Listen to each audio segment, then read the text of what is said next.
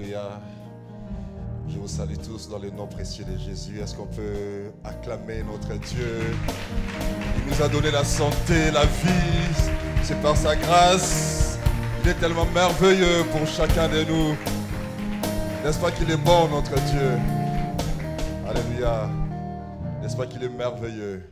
On va dire bonjour à la personne qui est juste à côté de nous. Les bons de ses nouvelles, la santé.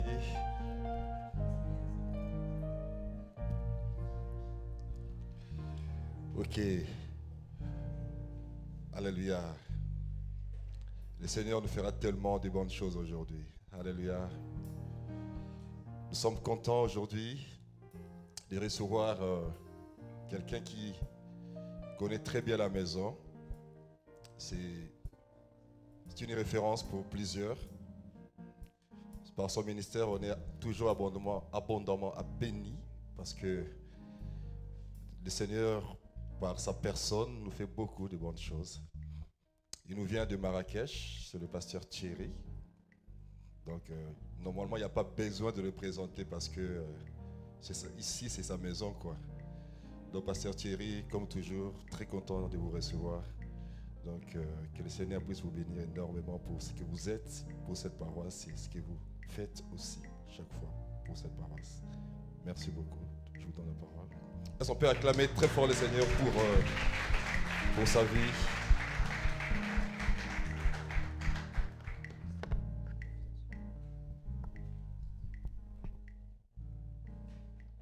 Bien-aimés dans le Seigneur, bonjour. Comment allez-vous? Normalement, si je suis à Marrakech, je dis comment allez-vous bien?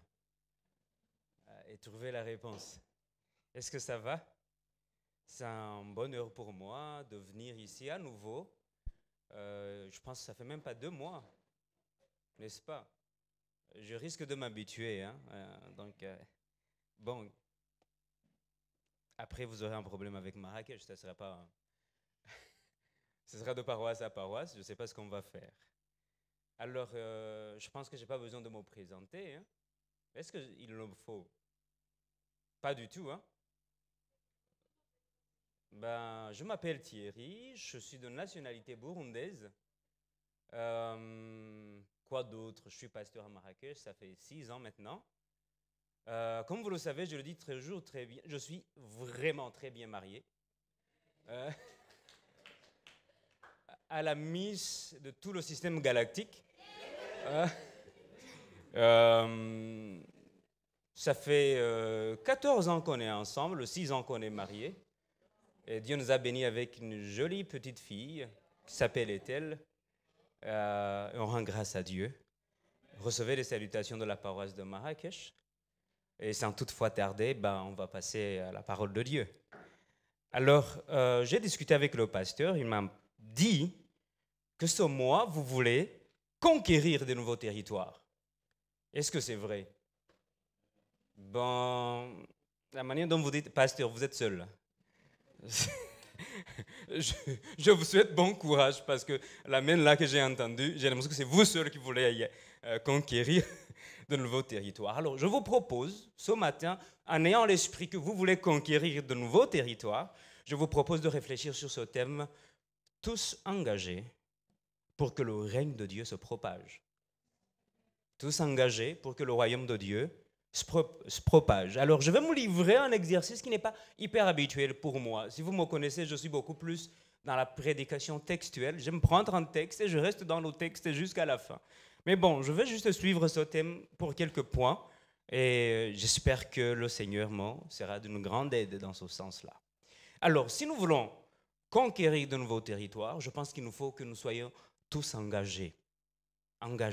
Alors, avant d'aller plus loin, j'ai essayé de comprendre, je me suis dit, peut-être j'ai mal compris, pasteur, mais vous voulez entrer dans un domaine de témoignage ou d'évangélisation pour que le royaume de Dieu se propage davantage. J'espère que ça doit être ça. Si c'est les territoires comme agrandir la ville de Kénitra, je ne suis pas sûr que vous êtes outillés pour ça. Ce n'est pas votre rôle, en tout cas. Alors, je voulais préciser 2 choses avant d'aller plus loin.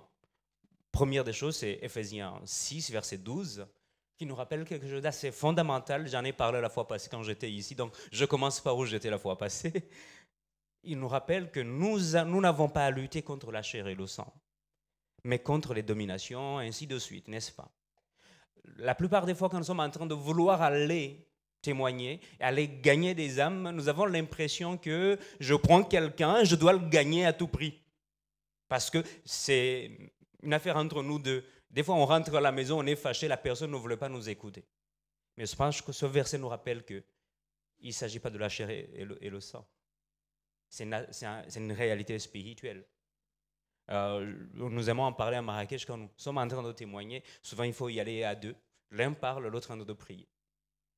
Parce qu'on comprend que c'est une affaire spirituelle. Ce n'est pas contre la personne en face de moi. C'est une réalité spirituelle à laquelle je fais face. C'est la première des choses que je voulais préciser. La deuxième des choses, je la trouve dans Luc 17, verset 20 et verset 21. Rappelez-vous, un jour, les pharisiens lui demandèrent à Jésus, quand le règne de Dieu arriverait. Jésus leur répondit, le règne de Dieu ne viendra pas d'une façon spectaculaire, comme un événement extérieur que l'on pourrait observer. Ces paroles vivantes que je lis. Verset 21, il dit, les gens ne pourront pas dire, venez, il est ici ou il est là, car notez-le bien, le règne de Dieu a déjà commencé, il est en vous. Pourquoi je précise ça? Parce que je me dis, souvent quand on pense conquérir de nouveaux territoires, on se dit, il faut que j'aille, je ne sais pas moi, à un tel quartier où ça règne les chrétiens, tout le monde est chrétien, tout le monde... Il ne s'agit pas de ça. Il ne s'agit pas de ça. J'ai entendu des fois quelques chrétiens hyper méga zélés qui me disent, nous aimerions que les chrétiens le christianisme soit la religion qui domine le pays, comme ça, même les lois seront chrétiennes. Je vous dis bien, ça s'est déjà arrivé. Ce n'était pas bien passé. Vous connaissez l'histoire des inquisitions, de la persécution de ceux qui n'étaient pas chrétiens. Vous comprendrez que l'Église, quand elle a le pouvoir politique, ça ne s'est pas bien passé. Et Jésus nous dit ici, le royaume dont je parle, c'est un royaume qui va se propager de cœur à cœur. Amen. Il ne s'agit pas de dire, je veux conquérir, je ne sais pas le nom d'un quartier que vous aimez bien ici, je veux le conquérir tout le monde, quand chaque fois je le vois, je suis sûr qu'il est chrétien. Il ne s'agit pas de ça. Jésus va dire, le royaume est déjà là parce qu'il est en vous. Et du coup, je pense que c'est important qu'on se dise, avant d'aller ailleurs, je dois me rassurer que moi-même, je porte le royaume dans mon cœur. Amen. D'où je viens, Marrakech, on répond. Donc, sinon, j'aurais peur que je vous ennuie. Premier point, pour être engagé, je pense que la première des choses qu'il faut faire, c'est avoir la mentalité des conquérants. Si nous voulons conquérir les autres territoires, des nouveaux territoires, il nous faut avoir la mentalité de conquérants. Parce que souvent, quand on va témoigner, on se dit, je veux juste aller cocher une case, je veux parler à quelqu'un, et il viendra ou il ne viendra pas de toutes les façons. C'est Dieu qui est là-bas, il va jouer le rôle. Mais quand on n'a pas la mentalité de dire, je suis en train de gagner une âme à Jésus, on va le faire mécaniquement, sans amour et sans beaucoup de choses. Est-ce que ça va? Et pour avoir la mentalité de conquérant, je pense que la première des choses qu'il faut avoir, c'est nous rappeler de l'initiateur du projet. Vous connaissez le projet? C'est gagner les âmes. Le projet, parce que c'est son royaume qui se répand de cœur à cœur. Donc le projet est là, c'est pour gagner les âmes à Jésus. Et Jésus nous rappelle très bien, et c'est lui qui a initié le projet, Matthieu 28, n'est-ce pas? On n'a pas besoin de préciser ça, 18 et 20. À 20, il dit, tout pouvoir m'a été donné dans le ciel et sur la terre. Et puis il dit quoi? Allez. Allez, faites de toutes les nations pas des fans de l'EAM, pas des fanatiques du pasteur, pas des fanatiques, je ne sais pas moi de quoi, mais des disciples de Jésus. Parce que la plupart des fois, c'est juste le ramener à l'église. Se ramener pour que nous ayons un nombre supplémentaire. Il ne s'agit pas de ça. Il s'agit d'en faire des disciples. Il ne faut pas qu'à la fin, l'accueil dise, en église aujourd'hui, nous étions 800 membres. Il ne s'agit pas de ça. Il y avait combien de chrétiens dans les 800 membres? Il dit, allez, mais faites de toutes les nations des disciples. Pourquoi? Parce qu'il va falloir les enseigner. Les enseigner quoi? À observer tout ce que je vous ai prescrit. Et la promesse est la plus magnifique, il dit, je suis avec vous jusqu'à la fin du monde. Donc, la mentalité est là. J'obéis à une mission qui m'a été donnée par quelqu'un en me rappelant que je n'y vais pas seul. Il m'accompagne dans cette mission. Est-ce que ça va jusque-là? Pour moi, autre chose, pour avoir la mentalité de conquérant, c'est voir les choses comme Dieu les voit. Est-ce que ça va jusque-là? Parce que je pense que je l'ai déjà dit quelque part, que si je suis en face de Goliath, c'est un géant. Vrai ou faux? C'est vrai ou pas? Mais si je suis en train de le voir comme Dieu le voit, c'est un point. Parce que je change de point d'observation. Si je le regarde de terre à terre, c'est un géant. Mais si je regarde du point de Dieu, c'est un point. Vrai ou faux? Rappelez-vous de Nombre, hein? Nombre 13, 26 à 33. C'est un passage que j'aime beaucoup parce que, vous savez, Moïse va envoyer les gens explorer Canaan. Vous connaissez cette histoire? Je disais à quelques-uns, l'espionnage a commencé dans la Bible aussi. Et quand ils y arrivent, hein, il y a un groupe de 10 qui vont dire, c'est un pays où coule le lait, le miel, certes, mais, je me méfie toujours des mais, moi. Vous savez, hein, vous êtes bien, vous êtes gentil, vous êtes, mais. Des fois, je me dis, enlève la première partie, va jusqu'au... Parce que le mais, c'est ce qui compte finalement, hein, c'est ce que la personne voulait nous dire. Il dit, mais, c'est un pays puissant. Mais, c'est une ville fortifiée. Mais, nous étions à nos yeux et à leurs yeux comme des sauterelles. J'ai toujours dit, comment ils savent, comment ils le voient. Comment vous pouvez être dans les yeux de l'autre? Vous êtes à vos yeux comme des sauterelles, vous pensez que les autres aussi vous voient comme des sauterelles. Et du coup, des fois, surtout les nouveaux chrétiens vont se dire, moi je n'ai rien à partager. Lisez la Bible, vous allez voir que la femme samaritaine n'a pas fait les cours d'affermissement. C'est le même jour qu'il a témoigné Jésus. Donc, à voir les choses comme Dieu les voit, c'est regarder ce que Jésus et Caleb vont dire dans le même contexte. Il dit, nous y serons vainqueurs.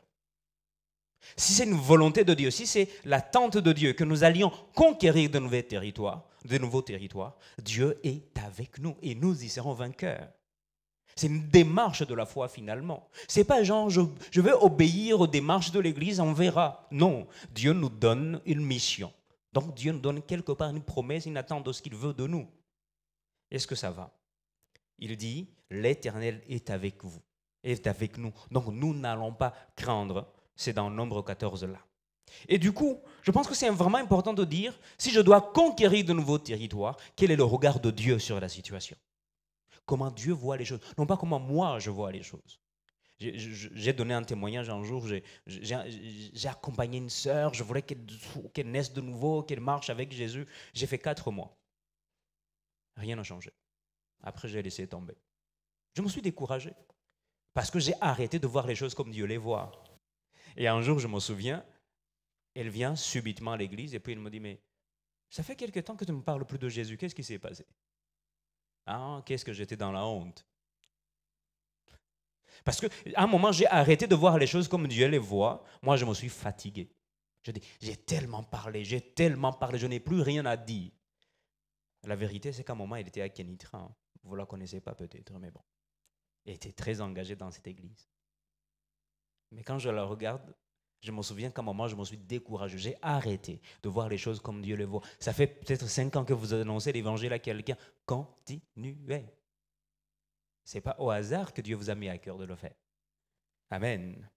Après, je pense que aussi pour avoir la mentalité de conquérant, afin de conquérir les nouveaux territoires, c'est pour Dieu, hein, ce n'est pas pour l'EAM, ce n'est pas pour autre chose, c'est pour Dieu. Je pense qu'il faut qu'on y aille en se rappelant qu'on y va à partir de la victoire de Jésus. Est-ce que ça va? Parce que la plupart des fois, j'aime beaucoup entendre les chrétiens, ils disent, maintenant les amis, on va se chauffer, on va aller dans le territoire ennemi. Je cherche quoi dans le territoire ennemi? Si Jésus a gagné, il a gagné. Je n'ai pas besoin de mener d'autres combats. Il a tellement bien gagné que je n'ai pas besoin de combattre un autre combat. Est-ce que ça va? Et la plupart des fois, nous avons des chrétiens essoufflés qui en ont de battre les coups en l'air. Paul, à un moment, il dit, je me bats, mais stratégiquement. Je ne me bats pas pour me fatiguer. Je donne les coups qui attendent l'objectif. Mais des fois, nous sommes en train de faire des choses. Mais alors qu'on a oublié que Jésus a déjà gagné. Nous sommes dans le mois de Pâques, n'est-ce pas? Il dit, tout est accompli. C'est une belle phrase. Hein? J'essaie de la traduire en français parce que c'est conjugué dans un temps qu'on appelle le parfait en grec. Nous avons l'imparfait, eux, ils ont le parfait. Hein? Vous comprenez un tout petit peu. Et Jésus est en train de dire, tout est bien fait. Tout est tellement bien fait qu'à partir de maintenant, vous allez vivre les conséquences de ce que je viens de faire. Si je le traduis en français, c'est ça. Et des fois, nous n'avons pas la mentalité de ce que Jésus a déjà gagné. Hein, j'ai vu quelques pages sur Facebook, on dit, si vous cliquez sur « J'aime, Jésus va gagner » dans le bras de fer avec le diable. Et j'ai vu les chrétiens, « J'aime, j'aime ». Il a déjà gagné. Amen. Il a déjà gagné. Donc, il s'agit, j'aime beaucoup plus, ce que j'aime beaucoup dans le Nouveau Testament, on va dire, nous avons le rôle d'aller moissonner. Il a déjà planté, il a déjà cultivé, notre rôle c'est d'aller moissonner. N'est-ce pas? Donc, j'aime beaucoup 1 Corinthiens 15, 57 va dire, mais que Dieu soit remercié, lui qui nous donne la victoire par notre Seigneur Jésus-Christ. Nous avons la victoire. Et dans le moment que nous n'avons pas la mentalité que nous avons déjà la victoire, on est déjà nous-mêmes conquis. Ce n'est pas nous qui allons être conquérants. Est-ce que vous avez la mentalité que vous avez la victoire en Jésus? Vous voyez, le silence me dit beaucoup de choses. Soit c'est oui, soit c'est non. Alors, première des choses, je pense qu'il faut que nous ayons la mentalité de la conquête. Le jour où on va dire, c'est le jour de samedi, nous allons tous sortir annoncer Jésus, je suis ponctuel. Parce que je veux participer à la conquête du royaume. 5 personnes, 3 personnes, ça concerne le département de témoignage. Moi, je n'en fais pas partie. Là, vous n'avez pas la mentalité de conquérant. Quand j'ai la mentalité de conquérant, je me dis, il faut qu'on gagne les âmes à Jésus. Et je suis présent. Je dois répondre présent. La deuxième des choses que je voulais dire par là, deuxième point, c'est comprendre maintenant le processus de la conquête. Comprendre le processus de la conquête. Je pense, si nous lisons Actes 16, versets 27 et suivant, j'aime beaucoup cette phrase qu'on va donner à ce gardien de prison. Crois au Seigneur Jésus, tu seras sauvé. Qui est qui? Au fait, souvent, on a pris ça comme une promesse, mais on a oublié aussi que c'est un programme de travail. Si tu crois en Jésus, il va falloir que tu fasses tout ce qu'il est nécessaire de faire pour que ta famille aussi croie en Jésus. C'est pas je crois en Jésus et le jour suivant, je vais voir les gens de ma famille, ils viennent lire. Non, il ne s'agit pas de ça. Il s'agit de dire, comme vous lisez le passage qui suit, on dit ils annoncèrent la bonne nouvelle de Jésus ainsi qu'à tous ceux qui étaient dans sa maison. Donc il a invité les apôtres et ils ont annoncé la bonne nouvelle aussi dans sa maison. Il n'a pas dit, vu que moi j'ai cru, ma maison est sauvée. Il ne s'agit pas de ça. Il s'agit vraiment d'avoir la mentalité et de dire finalement, le processus de la conquête va finalement commencer chez moi. Ça va. Il va falloir que moi-même je sois déjà conquis à Jésus et ainsi je peux conquérir autour de moi. Vous me suivez toujours? Votre silence m'inquiète. Donc, je pense que c'est vraiment important de comprendre que quand on dit élargir l'espace de l'attente, c'est le passage, je pense, de base de ce mois. Élargissez l'espace de l'attente, j'élargis de plus proche au plus éloigné. Ça va? Et ma question, c'est, avant qu'on aille évangéliser plus loin, qu'est-ce que votre coloc pense de vous? Ne quittez pas l'église, s'il vous plaît, répondez dans votre cœur. Qu'est-ce que la personne qui habite avec vous pense de vous? Parce que la conquête a déjà commencé dans votre maison. La conquête a déjà commencé dans vos rapports avec les personnes qui habitent, surtout ceux qui n'honorent pas Jésus. Comment vous leur parlez? Comment vous agissez avec eux? Est-ce que ça va? Quand vous lisez toujours dans Actes 16 et les premiers versets, vous allez voir qu'on nous parle d'un disciple qui s'appelle Timothée. Et on nous dit que même dans son environnement, on a un bon témoignage de sa vie. Dans quelques pays, dans quelques églises, on fait la formation d'évangélisation. On vous forme et le premier endroit où on vous envoie, c'est dans votre quartier. Ah! Vous allez dire à l'épicier à qui vous devez de l'argent depuis 2 ans qu'il faut qu'il croie en Jésus? Vous allez oser parler à la sœur que vous avez draguée pendant 6 mois? Aujourd'hui, là, vous allez débarquer en disant, je viens t'annoncer Jésus. Hier, là, tu m'as proposé autre sujet, hein? Donc je pense que c'est vraiment important de comprendre que la conquête est déjà ma manière d'être. La conquête est déjà mon attitude. La conquête est déjà dans mes rapports les plus moindres, les plus petits, les moindres que j'ai avec chacun. Parce que souvent on se dit, il faut qu'on organise une croisade. Je ne suis pas contre les croisades. Hein. Et on va avoir une marche avec les micros qui vont me parler beaucoup. Et là, les âmes vont venir à Jésus. Mais des fois, j'ai peur pour l'Église. Je me dis, les âmes qui vont venir, ils vont venir au milieu de quel type de personnes? Parce que si nous-mêmes, nous n'avons pas la mentalité d'avoir été renouvelés par le renouvellement d'intelligence, ces âmes qui vont venir vont trouver quel cœur dans l'Église? Je pense que c'est une bonne question que je vous pose là, avant d'aller conquérir. Vous allez conquérir, les amener où? Les amener au milieu de qui et qui? Est-ce que nous-mêmes, nous sommes suffisamment transformés pour que notre vie soit déjà une conquête et en train de conquérir les autres? Vous me suivez toujours? Alors, je crois vraiment que la conquête va du plus proche au plus éloigné. Rappelez-vous de Actes. Hein? C'est comment? Parole vivante, Actes 1:8. Hein? Vous savez, si vous aimez lire la Bible, vous saurez que Actes 1:8, c'est le plan du livre d'Actes des apôtres. Vous n'avez jamais remarqué ça? Il dit quoi? Mais bientôt le Saint-Esprit descendra sur vous et vous revêtira de force pour vous rendre capable d'être mes témoins. Ce n'est pas pour vous rendre capable d'avoir un discours biblico-théologico-chrétien. Bienvenue par la grâce de Dieu. Bien-aimé dans le Seigneur, je vis par la grâce. Ça ne veut rien dire. Je disais à quelqu'un, quand vous me dites shalom, dites-moi si vous comprenez ce que ça veut dire. Parce que ce n'est pas pour faire semblant d'être chrétien. Au lieu de me dire bonjour, vous me dites shalom. Dis-moi bonjour, parce que des fois peut-être vous ne comprenez même pas ce que ça veut dire shalom. Mais vous dites, ça paraît chrétien. Et vu que c'est un lexique chrétien, je veux l'employer comme ça, je parais chrétien. Sauf que des fois, il faut juste gratter un tout petit peu, on verra que le vieil homme est encore très rigide. Est-ce que nous avons nous-mêmes été conquis?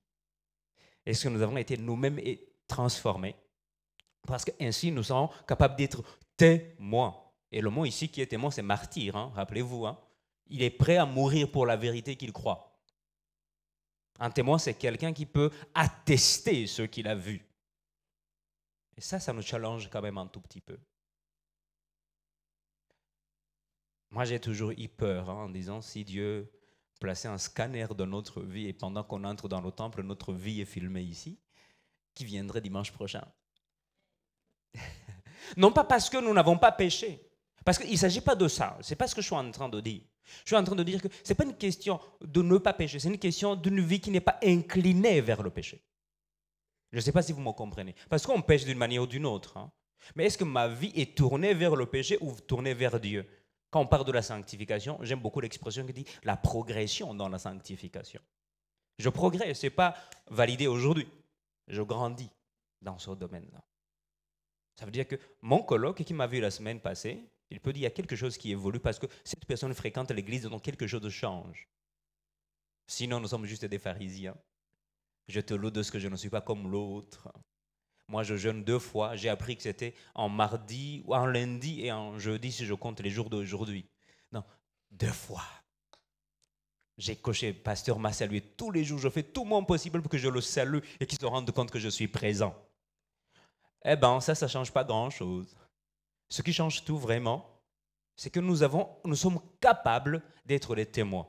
Et il dit à Jérusalem, là où vous êtes maintenant, dans votre ville, dans votre vie. Après, il dit en Judée, vous savez, ça va être une progression jusqu'aux extrémités de la terre. Donc, ma question, c'est, si le pasteur vous envoie témoigner Jésus dans votre maison, comment ça va se passer? Parce que ça fait 3 semaines que quand c'est le tour de nettoyer la maison, vous disparaissez. Donc, le coloc est fâché contre vous. N'est-ce pas? Quand il faut dormir, c'est vous qui mettez le volume de louange, des namoines est en train de faire tout. La personne ne dort pas. Mais vous dites, je suis en train de louer.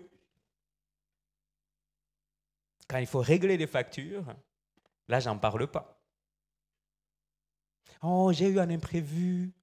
Bon, tous les mois, vous avez les imprévus, sauf que vous avez toujours les nouvelles vestes.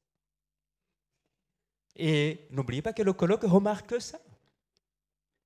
Vous pensez qu'annoncer Jésus, c'est ouvrir la Bible vraiment et dire « car Dieu a tant aimé le monde ». Non, non, car toi, tu m'as aimé. Et je peux le voir dans vos yeux. Je peux le voir dans l'attitude que vous avez envers moi. Donc, je pense qu'il ne faut pas oublier que la conquête va quitter de l'intérieur vers l'extérieur. Quand je dis de l'intérieur, de moi-même déjà, je suis conquis par Jésus. Mon âme, mon cœur, mon esprit, tout est à Jésus. C'est l'idée de la consécration. Tout ce que j'ai est pour Dieu. Est-ce que ça va?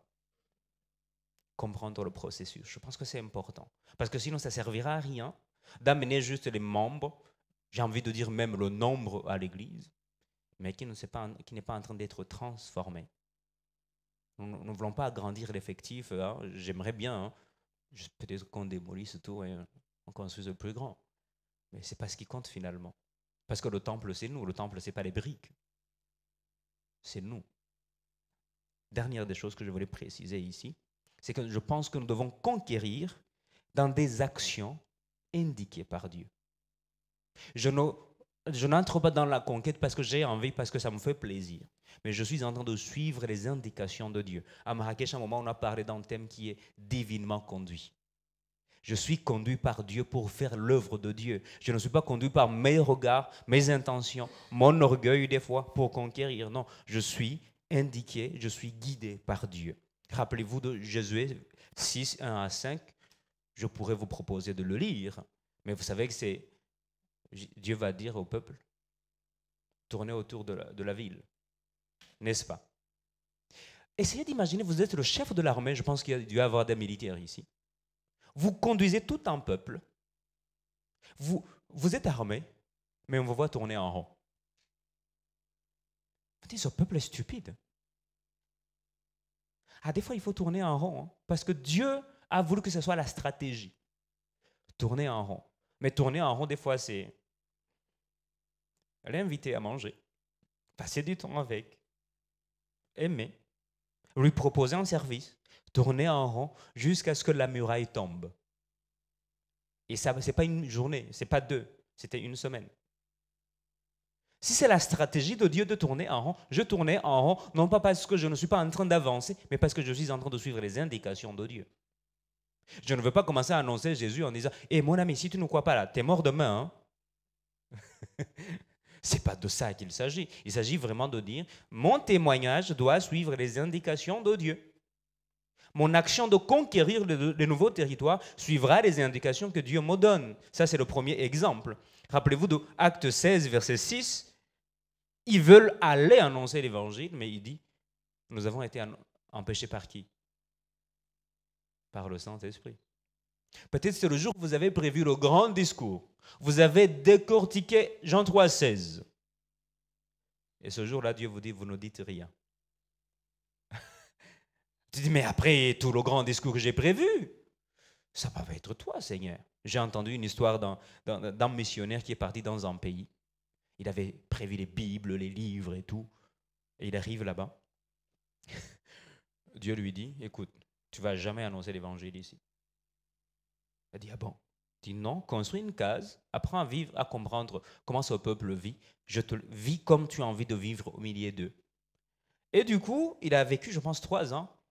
Et 3 ans après, sa mission est finie. Il n'a jamais dit à quelqu'un, Jésus t'aime. C'est frustrant, hein? Et quand il rentre, d'autres missionnaires viennent et commencent à dire, on veut vous annoncer un homme qui a vécu, qui est mort pour vous. Cet homme est comme ça. Il dit, mais tu mens. Il n'est pas mort il y a 2000 ans, il était là il y a 3 ans. En fait, il est en train de vivre comme Jésus vivait. En fait, il est en train de préparer une mission d'après, il ne se rendait pas compte. Dieu lui a dit, tu vis ici, tu restes, tu te comportes comme je te dirai de te comporter. Et tout le village a suivi, parce qu'on a vu cet homme. Ce n'est pas une histoire qu'on nous raconte. Je l'ai vu il y a 3 ans. Quelques anciens racontent sa vie. Donc, quand je suis les consignes de Dieu, je suis sûr de gagner le bon combat. Est-ce que vous me suivez toujours? La dernière chose que je voulais préciser pour la conquête indiquée par Dieu, c'est ce que nous lisons dans 1 Samuel 23, verset 2. Vous connaissez que les Philistins et David, bon, il va y avoir beaucoup d'histoires. Et chaque fois, Dieu dit, David posait la question, monterai-je contre ce peuple? Quand vous lisez 1 Samuel 23, verset 2, Dieu va lui dire, oui, monte, je te donne ce peuple, tu vas gagner. Mais plus tard dans 2 Samuel 5, verset 22 à 25, Dieu va lui dire, tu ne monteras pas cette fois-ci. Il dit quoi? Tourne par derrière, et il lui donne d'autres indications. Bien aimé, la plupart des fois, j'ai annoncé à Jésus, j'ai annoncé quelqu'un, je lui ai parlé de la bonne nouvelle, mais ça ne veut pas dire que j'utiliserai toujours la même méthode. Il va falloir que je commence dans la conquête selon Dieu. Chaque pas que je pose, c'est Dieu qui m'en inspire. Est-ce que ça va? Vous me suivez toujours ou pas? D'accord. Donc je pense que c'est vraiment important de comprendre que c'est une affaire qui nous concerne. J'ai vu cette affaire te concerne il y a quelque temps. Elle vous concerne? Ou bien elle concerne ton voisin?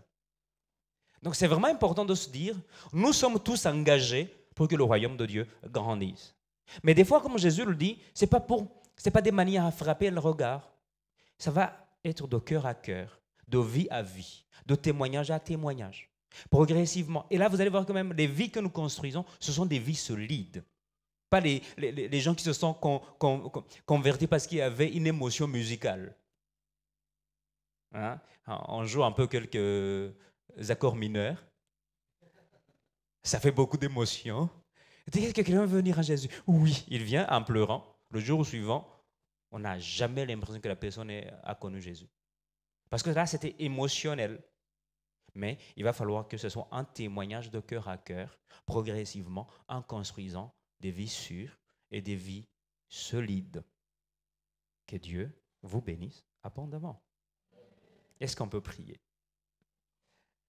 Dire, Seigneur, je suis conscient que cette affaire me concerne, que je dois être engagé. Engagé pour le royaume. Engagé pour que ta parole, Jésus, soit connue. Mais des fois, je suis pessimiste, défaitiste. Je pense que je ne suis pas outillé pour. Mais tu me rappelles qu'il faut que j'aie la mentalité de conquérant, la mentalité de témoigner. Je vous invite à prier avec moi. Père, nous voulons vraiment te rendre grâce parce que c'est toi qui nous as dit allez dans toutes les nations. Nous avons la mission d'aller. Nous avons la mission de nous mettre en action, être intentionnels pour le royaume. Et pour y arriver, nous avons besoin de voir comme tu vois. Compatir quand tu compatis. Compatir quand tu t'intéresses aux autres. Compatir parce que nous ne voulons pas annoncer Jésus afin que notre Église soit grande. Nous voulons annoncer le royaume pour que ton royaume grandisse dans chacun d'entre nous. Mais Seigneur aussi, nous voulons comprendre la procédure. Comprendre que là où nous sommes les témoins du royaume, les témoins de la bonne nouvelle, les témoins de l'évangile. Mais surtout, Seigneur, nous voulons être capables d'être sensibles à ce que le Saint-Esprit nous conduit de faire. Poser les actes que le Saint-Esprit nous conduit à poser. Mener les actions que le Saint-Esprit nous inspire à mener. Nous ne voulons pas le faire selon nous, ou pour l'Église, mais nous voulons le faire pour le royaume, pour toi, Jésus. C'est toi qui es mort à la croix. C'est toi qui veux que nous allions gagner les âmes et que toutes les nations te regardent toi, le maître de la vie, le centre de la vie, l'origine de la vie.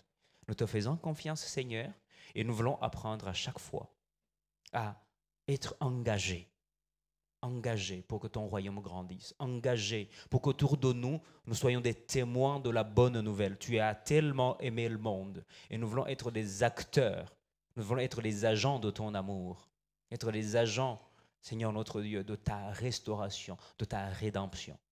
Nous voici, Seigneur, aide-nous. Aide-nous à te témoigner. Aide-nous à manifester que tout a été accompli à la croix. Et qu'ainsi, Seigneur, ceux qui sont dans l'esclavage viennent à la liberté. Ceux qui sont, Seigneur notre Dieu, dans le deuil participent à la fête. Ceux qui sont angoissés trouvent de l'espoir. Louange te soit donnée pour toujours au nom de Jésus. Amen. Que Dieu vous bénisse.